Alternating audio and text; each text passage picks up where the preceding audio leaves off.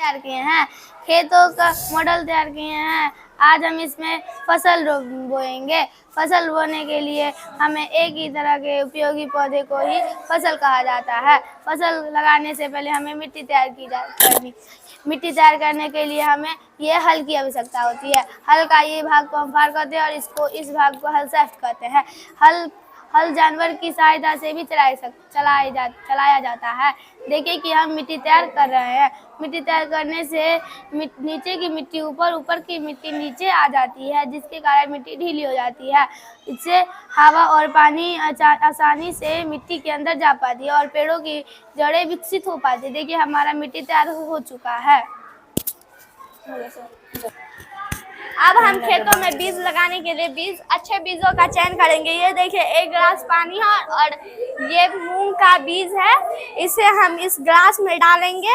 जो बीज देखिए तैरने लगा है वो बीज खराब बीज है और जो अंदर बैठ गया है वो बीज अच्छा बीज है। अच्छे बीज को हम इसमें से निकाल लेंगे और इस खेत में निश्चित दूरी से खुरपी की सहायता से मिट्टी हटाकर उसमें बो देंगे और मिट्टी को इससे ढक देंगे, खुरपी की सहायता से ढक देंगे, जिससे पक्षी इसे खा ना पाए। ये देखिए बीज रोपा गया।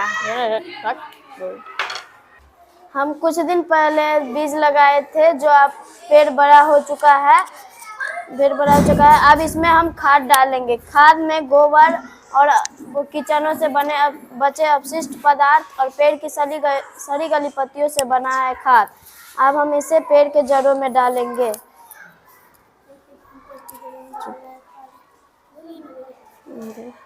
अब हम इसमें खाद डाल दिए हैं।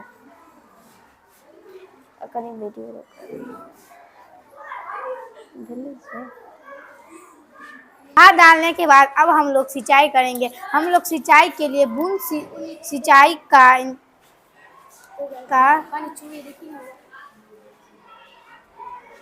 देखिए खेतों में जड़ों तक बूंद सिंचाई जा रहा है।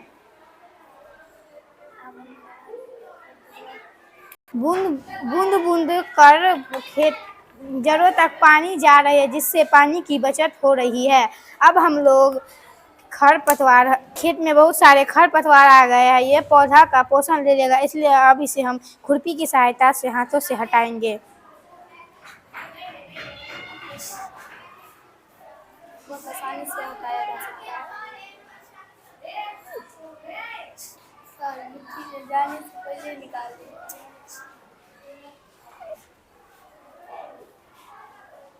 देखिए हमारा खेत साफ हो चुका है।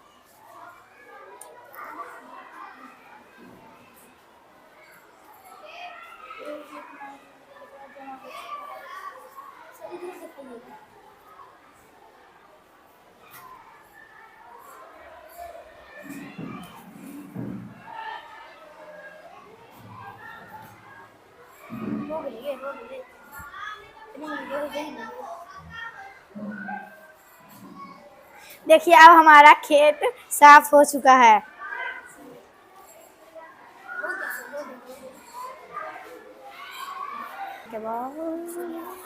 फसल पक जाने के बाद हम खेत में कटाई करते हैं।